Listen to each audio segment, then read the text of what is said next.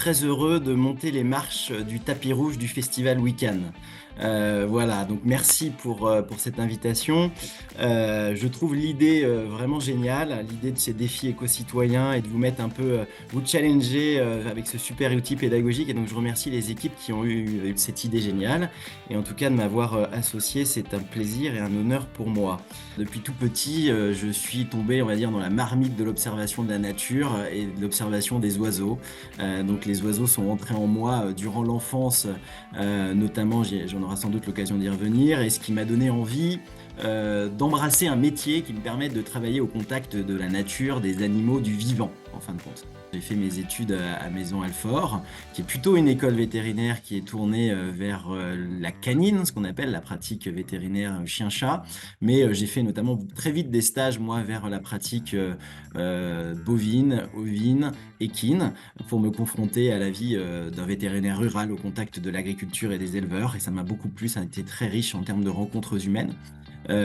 Et puis, j'avais toujours en tête, moi, l'idée de me dire que je me servirais de ce métier de vétérinaire et cette démarche de diagnostic médical que l'on porte aux animaux pour travailler sur la préservation de la faune sauvage, parce que, comme vous l'avez dit, en parallèle, je suis un ornithologue amateur, mais surtout passionné, et je pratique l'ornithologie et depuis tout petit. Je me suis dit que c'était intéressant de travailler sur ce lien entre l'animal et l'homme, puisqu'en fin de compte, notre santé, on parle souvent du concept une seule santé, c'est-à-dire que notre santé, la santé des animaux et la santé de notre environnement forment un tout.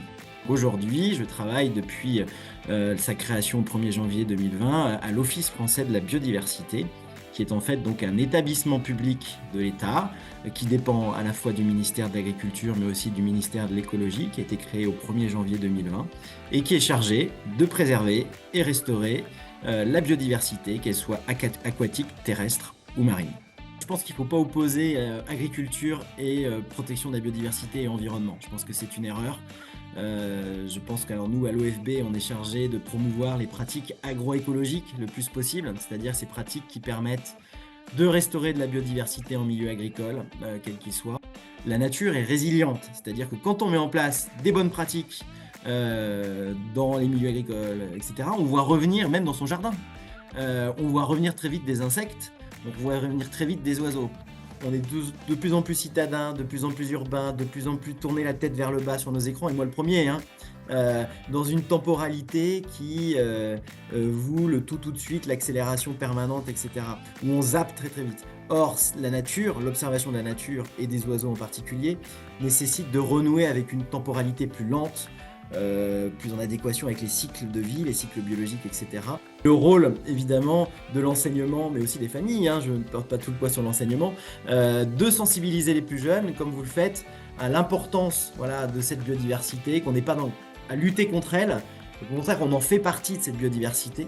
Et comme on en fait partie, il est notre devoir d'agir pour la préserver le plus possible. C'est une gageure, c'est un point d'équilibre difficile à trouver, mais je pense que quand on a déjà ça en tête, on agit différemment.